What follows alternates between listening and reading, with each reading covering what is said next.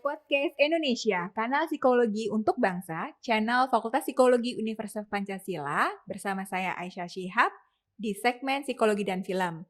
Saat ini saya ditemani oleh salah satu dosen Fakultas Psikologi Universitas Pancasila yang ahli banget nih kalau ngomongin film, yaitu M. Ramadana atau biasa dikenal dengan sebutan Mas Rama. Halo, halo. Halo Mas Rama. Kali ini kita bakalan ngomongin film apa sih gitu, mungkin bisa disorot lebih dekat, kita ada komik apa aja di sini gitu. Ya, kan lagi setelah rilis Maret kemarin, terus sekarang juga April udah rilis secara online ya kan, berarti buat yang nonton The Batman ya kan. Wih. Nah ini makanya dibilang ahli, aduh malu juga bagaimana ya. Saya juga ada spesial banget nih pakai kaosnya Catwoman. Selina Wah, Kyle dari Cafe gitu. Selina. Nah, kita oke, kayak konsepnya kayak bahkan black and white gitu ya kita, padahal Iya sebetulnya makanya. nggak janjian ya. Nah, oke, ngomongin black and white tuh dark banget Iya. nih sebetulnya kalau ngomongin si The Batman. Oke, mungkin, teman-teman penonton ini pastinya harus udah nonton dulu ya The Batman ya, karena kalau belum khawatir spoiler gitu. Saya coba Yang hati-hati lah nanti, saya coba lebih berhati-hati, kita coba lebih berhati-hati. Iya, karena, walaupun sekarang udah nggak tayang di bioskop, tapi sudah masuk ya di Streaming, layanan streaming ya, kalau di Indonesia HBO. HBO Go ya, kayak gitu udah bisa disaksikan, Weekend eee kemarin juga premier kalau nggak salah di HBO, untuk yang kabelnya, oke. nah kabel Oh, di TV kabelnya juga udah ada di oh, HBO, jadi, yang berulang-ulang tuh. sudah banyak bisa ditonton ya sebetulnya. Jadi nggak apa-apa dong kalau kita sekarang udah ngomongin The Batman. Oke. Nah, ngomongin psikologi dan film, kita bahas dulu filmnya sendiri nih, sebelum kita masuk ke area psikologi untuk membahas si film tersebut. Oke, Mas Rama ini kan udah cukup bukan udah cukup, kalau mau ngomongin ahlinya DC gitu ya, ahlinya komik-komik Amerika ya ngomongnya sama Mas Rama nih gitu. Nah Halo para hamba DC di luar sana, atau sebutan untuk para pencinta DC. nah apalagi ngomongin Batman, salah satu, superhero yang Populer sekali populer ya. ya, kayaknya paling populer deh kayaknya sejak lama gitu ya. Nah, bedanya The Batman sama film-film Batman sebelumnya selain ganti aktor, itu apa sih, Mas? Oke, ini Mmm, kebetulan memang hitam putih juga memang untuk ngomongin komik terutama dunia superhero memang view-nya kan hitam putih biasanya ya, mhm. memang jagoannya jagoan, penjahat-penjahat.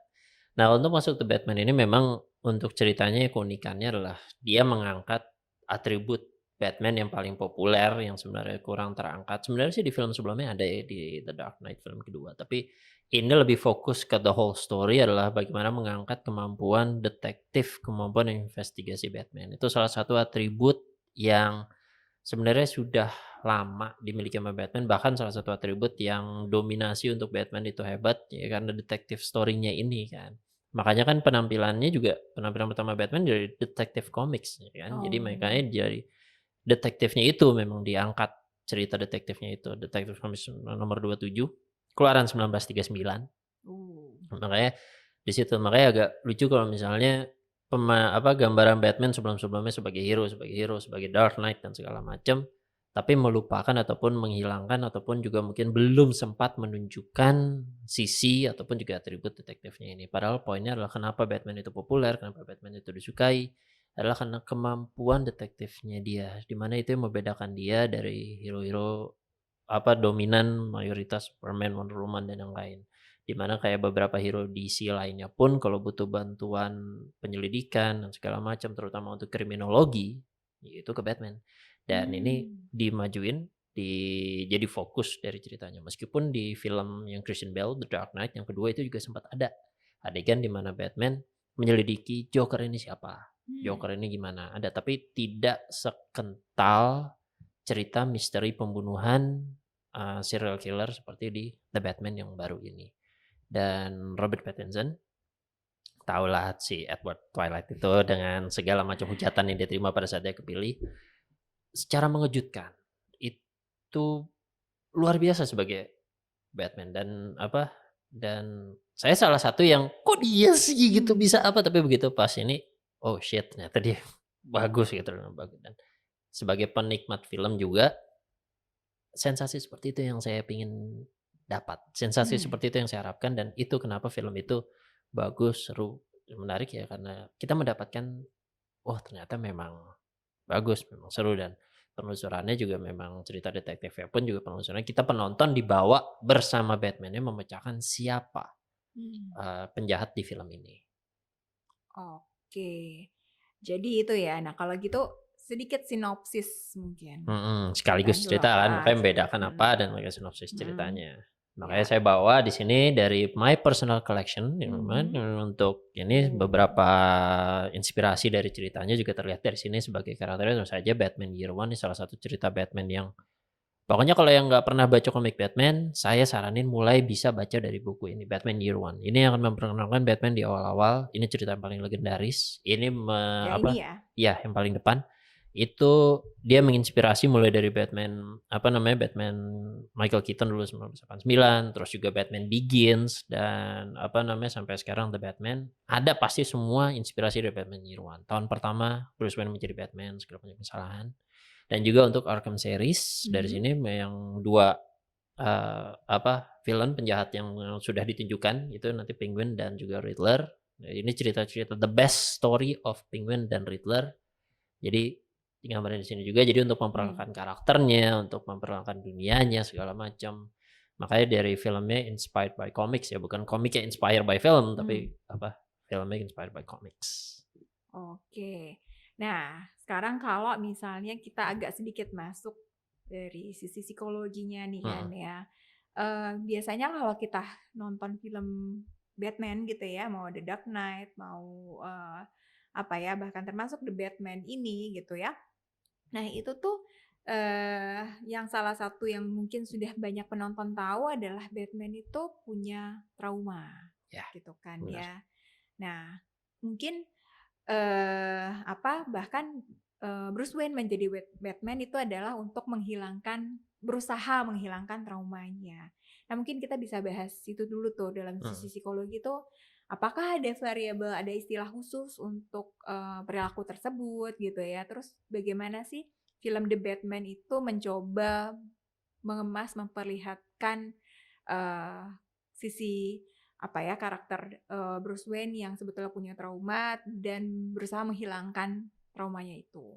Oke, kalau misalnya kita masuk ke universe-nya Batman ya, ke dunia Batman, memang masalah psikologis tuh banyak sekali di situ. Bahkan kita bisa record beberapa episode ini untuk ngebahas masing-masing karakter. Tapi kalau misalnya di Batman-nya sendiri memang untuk sisi psikologis ada teori yang menyebutkan, ini teori baru ya boleh dibilang ya, itu yang menyebutkan post traumatic growth, Mmm, perubahan positif pasca trauma. mmm, Nah, ini jadi kita tahu kalau misalnya gambaran umumnya, pemahaman umumnya adalah kalau misalnya orang yang memiliki trauma itu pasti memiliki dampak traumanya itu ke arah yang negatif. Depresi, lalu juga mungkin suicidal, self-harm, dan sebagainya. Nah, ada pendekatan dari psikologi positif yang mengarahkan masa sih efek dari trauma itu semuanya adalah negatif. mhm, Ternyata beberapa pendekatan menemukan post traumatic growth ini dengan menggunakan traumanya untuk mendorong satu individu itu menjadi lebih baik daripada kondisi sebelum traumanya. Kasusnya apa? Nah, untuk kasus fiktif ya kita bisa melihat dari Batman ini. Penggambarannya ini penggambaran yang paling mirip ataupun paling menggambarkan dari post traumatic growth. Karena memang benar, dalam originnya, saya rasa ini bukan spoiler ya, ini udah mhm, rahasia umum. Bruce Wayne melihat langsung kedua orang tuanya tewas dibunuh di depan matanya pada saat itu dan itu menimbulkan trauma tersendiri. Dan pada saat itu secara psikologis kondisinya Bruce Wayne itu kehidupan Bruce Wayne yang dia kenal hancur pada saat itu. Berubah total karena orang tua tidak ada dan segala macam. Dan akhirnya itu menimbulkan dorongan tersendiri, menimbulkan respon reaksi emosional tersendiri. Dan daripada kalau pada umumnya yang seperti itu biasa jatuh, mabok-mabokan dan segala macam, tapi Batman tidak, tapi Bruce Wayne tidak. Dia menggunakan emosional negatifnya itu untuk mendorong dia agar orang lain tidak merasakan emosi negatif yang dia rasakan. mhm, Dan dia mendorong mmm, emosi itu. Dia menggunakan traumanya untuk memaksa dirinya menjadi ahli bela diri, ahli kriminologi, ahli kimia, ahli forensik dan segala macam, makanya dia jadi Batman. Makanya dia punya kemampuan detektif itu juga bagian dari dorongan traumanya. Dan itu adalah salah satu bentuk post traumatic growth. Jadi kalau traumanya dicabut, growth-nya itu nggak ada. Oke. Jadi dia perlu traumanya untuk growth itu bisa terjadi. Sehingga kalau Bruce Wayne tidak mengalami trauma, maka tidak ada Batman. Hmm. Nah, Batman itu ada karena ada traumanya. Jadi post traumatic growth ini membutuhkan traumanya untuk dia bisa berkembang menjadi individu itu.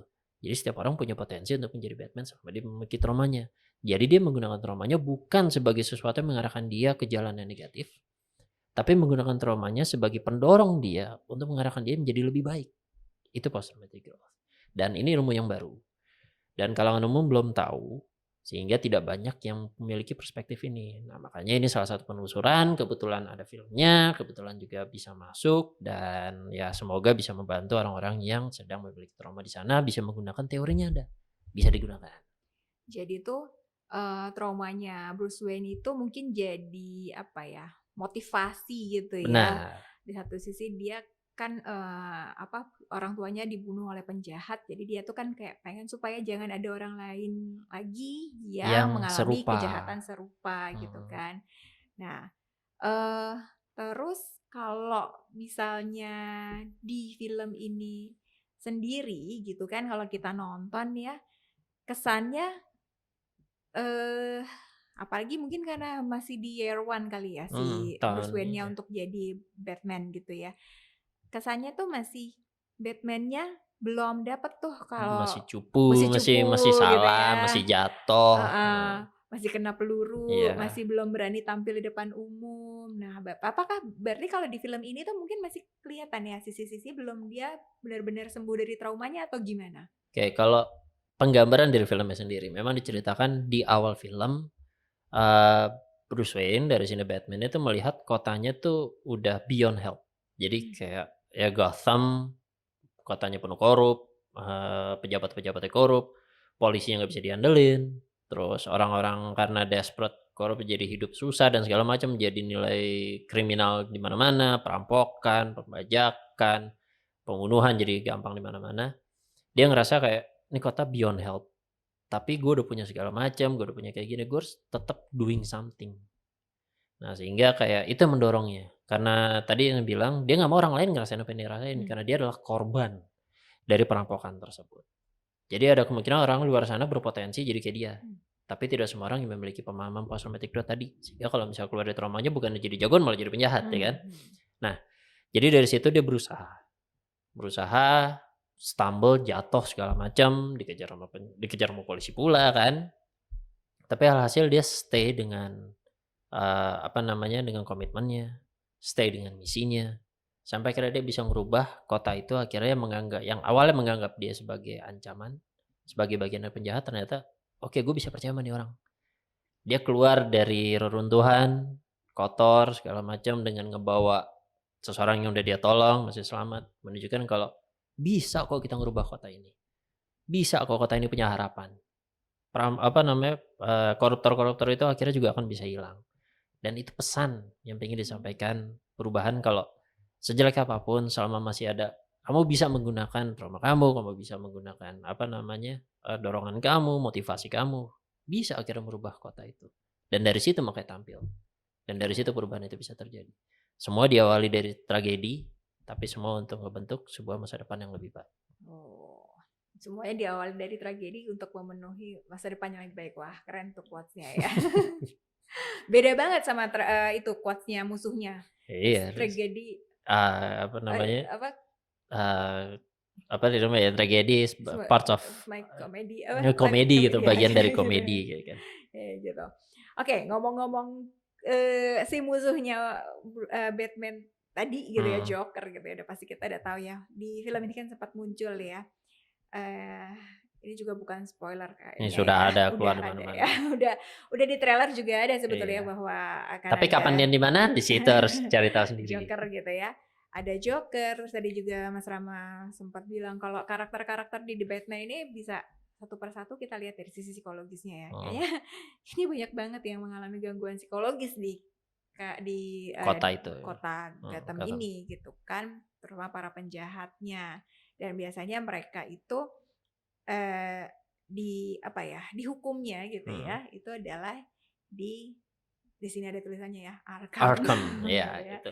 kayak semacam rumah sakit jiwanya Mhm. gitu kan. Nah, ngebahas tentang Arkham sendiri gitu, sebetulnya dari sisi, di film The Batman ini gitu, itu kira-kira gimana sih? Apakah Arkham ini adalah rumah sakit jiwa di mana, eee, biasanya kan kalau film-film dulu gitu ya, rumah sakit jiwa tuh identik dengan penghukuman yang Iya, jaket pengikat ya atau segala yang macamnya. kurang manusiawi gitu. Apakah itu malah menjadikan penjahatnya semakin jahat gitu ya? Atau gimana sih? Gitu. Oke, kalau di, universe Batman memang karena Mhm, Batman-nya sendiri juga persoalan psikologis, sehingga mhm, tentu saja biar relevan penjahat-penjahatnya pun juga diberikan persoalan psikologis dari mmm, sini. Terus semua penjahatnya pasti punya persoalan psikologis, mulai dari Joker, Clayface, Penguin, Riddler, Catwoman, bahkan sampai ke yang baru sampai yang paling baru Doctor Hugo Strange, Professor Pig dan segala macamnya itu juga ada Nah, bahkan dokter-dokter di Arkham pun juga punya gangguan jiwa juga gitu kan, seperti Harley Harley Quinzel ya Quinn, kan, dia tadinya berawal dari sebagai psikiater di Arkham, tapi end up-nya malah jadi penjahat juga. Doctor mmm, Hugo Strange pun sempat jadi ketua di Arkham Asylum, end mhm, up-nya malah jadi penjahat juga yang terobses sama Batman.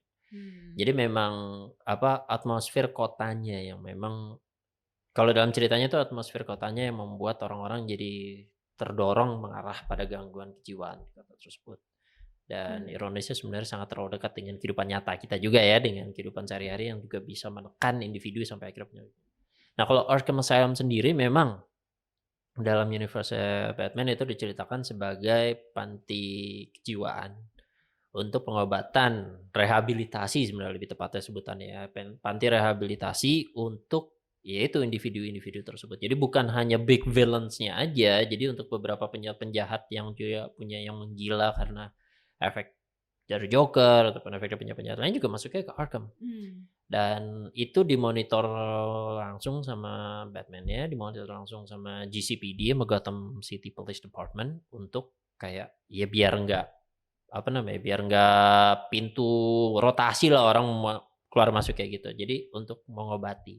Jadi dengan sistemnya dan segala macam. Makanya beberapa ahlinya kayak Dokter Hugo Strange, terus juga Harley Quinzel mencoba mencoba mengobati. Tapi karena ya mungkin beyond help kali ya dari situ karakternya ya. Jadi akhirnya jadi tergoda juga dan segala macam. oke. Terus kira-kira ada sisi psikologis apa lagi nggak sih yang mungkin bisa dibahas dari The Sebenarnya banyak Batman? ya, mulai Eh, dari The Batman-nya aja The dulu deh, Batman-nya ya, heeh. makanya dari kotanya sendiri itu kita juga udah tahu kalau ilmu psikologi salah satunya kan lingkungan. Itu Mhm, menjadi salah satu faktor untuk baik menguatkan ataupun juga mengurangi kondisi psikologi seseorang. Nah, atmosfer dari The Batman ini sengaja ditampilkan bagaimana ancamannya, bagaimana korupnya, bagaimana bahayanya kota tersebut sehingga bahkan rakyat biasa pun yang tidak terlibat apapun bisa terpengaruh dari kotanya sehingga akhirnya bisa juga muncul sebagai ancaman. mmm, Dan makanya The Batman ini Bruce Wayne sebagai Batman dia mencoba menggunakan simbol yang hampir menghancurkan dia tapi merubahnya menjadi perspektif positif. Makanya kelelawar, kegelapan, vengeance yang diceritakan di film tersebut yang tadinya berkonotasi negatif mhm, dengan perjuangan dia di akhir film akhirnya berkonotasi positif. Sehingga orang mmm, bisa, "Ya udah gue masih mau tinggal di kota ini, masih ada seseorang yang ngelindungin gue, masih ada seseorang yang bisa ngelindungin kota ini." Makanya kan bat signal-nya mhm, diceritain kalau itu bukan cuman tanda ya kan, tapi itu sebuah peringatan. mhm, Jadi kayak penjahat-penjahat juga harus tahu, makanya di situ ada scene yang penggemar Batman tuh pasti seneng mhm, banget ngelihat lorong gelap malam-malam ada dia nggak ya? Ada dia nggak ya? Ada dia nggak ya? Ya udah gue nggak usah berbuat jahat deh, gue nggak usah mhm, ngerampok, nanti gue digebukin lagi mendadak dia muncul lagi. Jadi bener-bener gambarin boogeyman-nya tuh ada dan mmm, itu kan sebuah apa namanya ya, sensasi, sebuah efek, sebuah dorongan yang ngebikin orang jadi kayak ancamannya penjahat pun jadi takut untuk berbuat jahat, oke, ya kan? Jadi makanya kota itu bisa mhm, berubah dengan ancaman yang diberikan oleh Batman.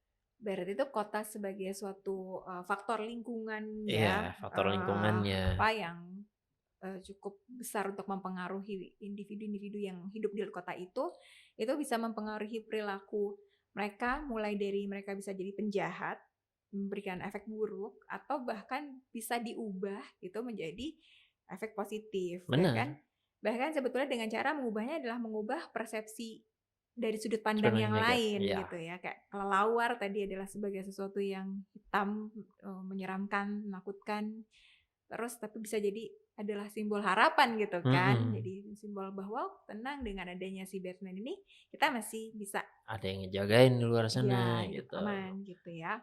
Di situ Ya. poinnya makanya jadi kayak efek kehadiran Batman ini termasuk di filmnya The Batman jadi kayak merubah kotanya untuk, ya udah ini masih bisa berubah dengan ancaman-ancaman yang ada. Jadi kayak udah ada omongan, "Oke sequel-nya gimana nih?" Ya kan. Nah, ngomong-ngomong sequel dan ini mumpung saya pakai bajunya kaosnya Catwoman gitu ya. Eee, jadi ini juga mungkin bisa bisa ada sisi psikologisnya gitu ya. Tergantung kita tuh sebetulnya tergantung kita mau pilihan kita kemana gitu kan. Ini sedikit spoiler ya. Catwoman-nya tuh sempet ngajak Iya, ya, ngajak Batman, "Nih gue mau pindah kota nih, lo mau ikut mhm, gue apa enggak?" Gitu.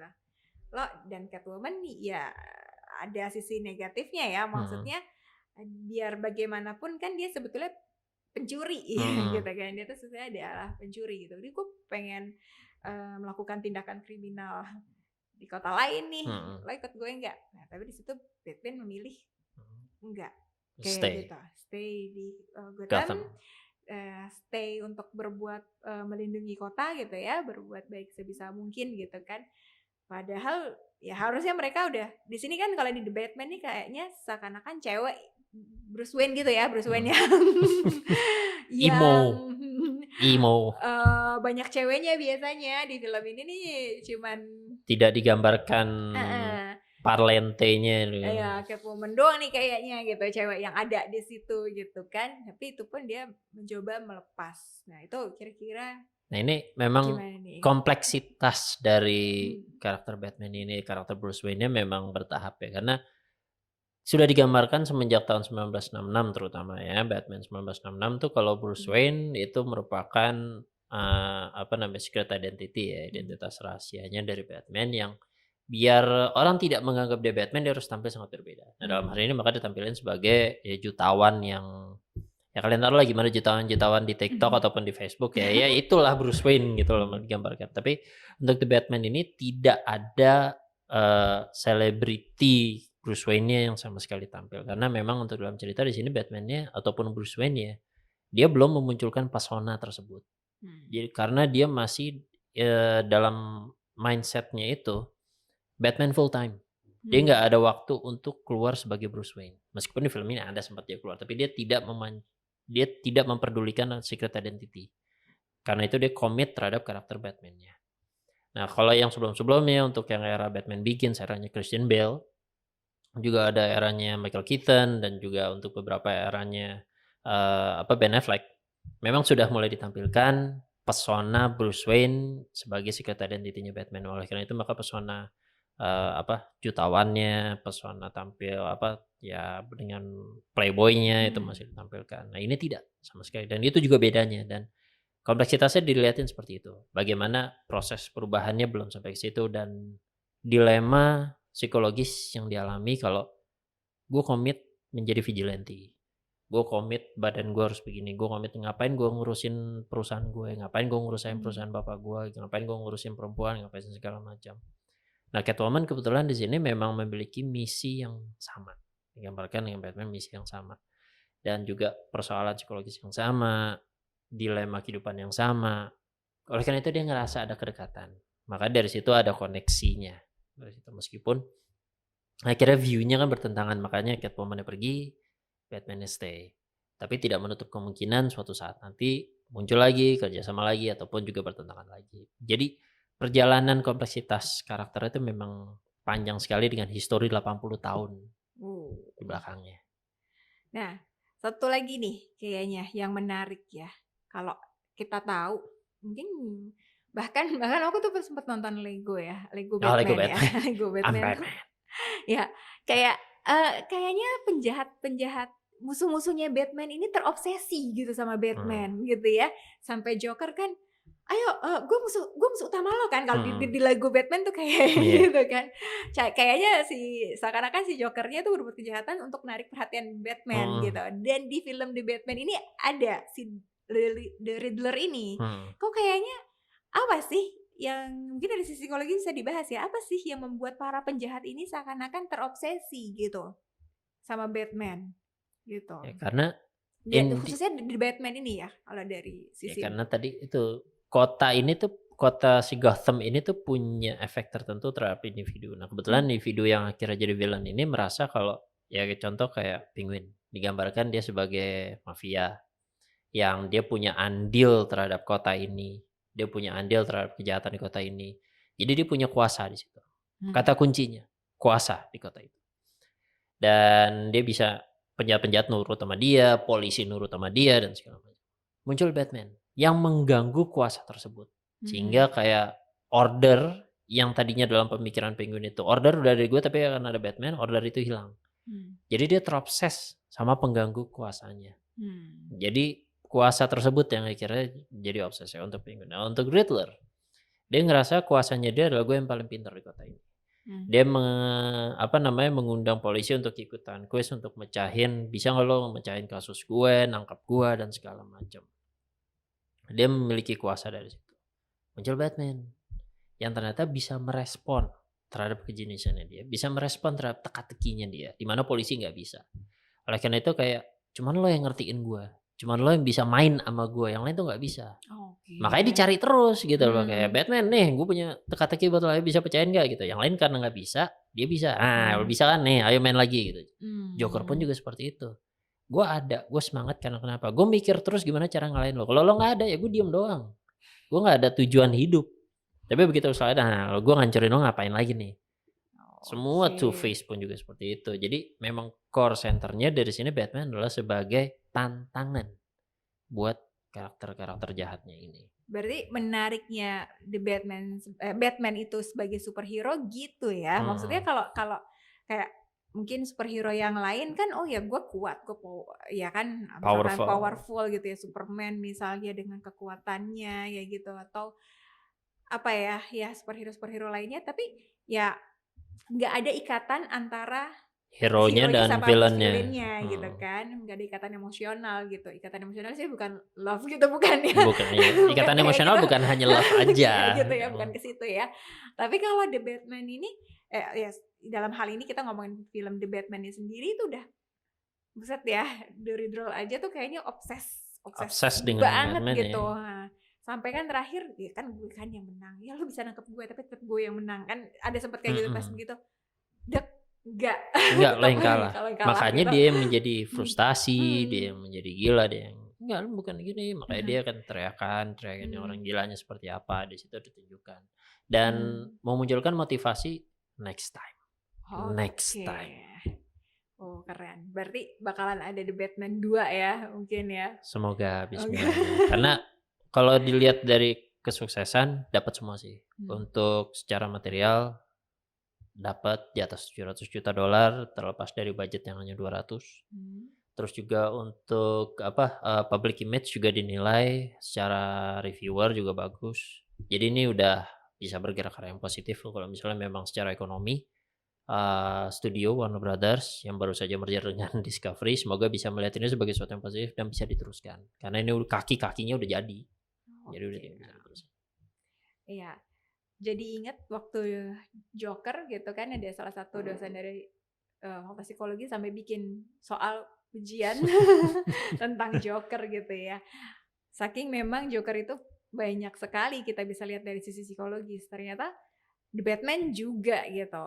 Ada satu Bener. cerita, Joker dari ini baru tahun 2020 kalau saya nggak salah ingat ya. Karena terlalu banyak penggambaran Joker di baik di film, TV, komik, dan Joker juga umurnya hampir sama sama Batman, udah hampir 80 tahun. Sehingga kita mempertanyakan Joker yang asli yang mana? Mmm, Karena terlalu beda-beda kan Joker di mhm, film juga beda-beda, kita udah lihat beberapa variasi Joker. Nah, ada satu cerita sebenarnya itu idenya bagus sekali. Three Jokers. Uh. Three Jokers. Jadi Joker itu sebenarnya bukan cuma satu, tapi ada 3. Mereka hanya keluar beda-beda. Gantian mereka tuh. Makanya Joker itu beda-beda, tidak bisa diprediksi karena memang personality-nya beda-beda. Oh, Dan wow. mereka berusaha dalam cerita ini, semoga nggak spoil. Dalam cerita komik ini, Three Jokers ini, mereka berusaha membuat Joker keempat. Wow. Dan Batman harus menghentikan sebelum hal itu terjadi. Keren banget tuh kalau jadi film. Makanya kan itu salah satu komik yang sebenarnya sangat luar biasa sekali. Three Jokers itu baru lagi apa? Sebenarnya bagus banget idenya. Oke, jadi kalau kalian belum nonton The The Batman, Batman. silakan nonton secepatnya di Ada HBO HBO atau di ya. HBO Go gitu Enjoy ya. banget ya ini untuk buat yang belum fans komik bisa jadi fans komik dari sini. Nah, dan kamu yang udah nonton terus abis dengerin pembahasan kita, oh iya ya bisa juga nonton lagi gitu. Oh ternyata dari sisi psikologisnya kayak gini ya. Oh iya ya ternyata ini tuh maksudnya ini kayak gitu-gitu. Itu boleh banget untuk ditonton lagi Dan komen. Nanti diskusi, komen di channel ini ya, di tayangan ini. Mungkin kalian bisa, kok nggak bahas sebelah sininya, kok nggak bahas, nah mungkin kita bisa bahas lain. Mungkin kalian bisa kesini kita ngobrol sekalian. Nah itu juga bisa banget kita. Oke, mungkin kata-kata penutup terakhir tentang The Batman. Waduh, apa namanya? Ini tampilan baru dan mungkin arah baru untuk bagaimana menggambarkan Batman dengan apa namanya universe yang baru juga dan segala macam. Dan unsur psikologisnya nggak bisa lepas dan masih ada dan masih mendominasi juga dalam cerita ini. Jadi makanya tadi bisa di enjoyable, mungkin buat anak-anak masih agak berat kali ya karena masih agak serem, horor masih ada, tapi buat yang memang suka itu nih bisa jadi pintu pertama untuk masuk ke universe Batman, enjoyable dengan sejarah cerita sudah 80 tahun lebih ke belakang dan banyak sekali yang masih belum tereksplor. Jadi kayak kita masih bisa enjoy bareng-bareng, masih bisa explore bareng-bareng, masih bisa diskusi bareng-bareng dan menikmati bareng-bareng dan meng-expand bareng-bareng universe ini. Oke. Kalau kasih skor berapa nih Mas?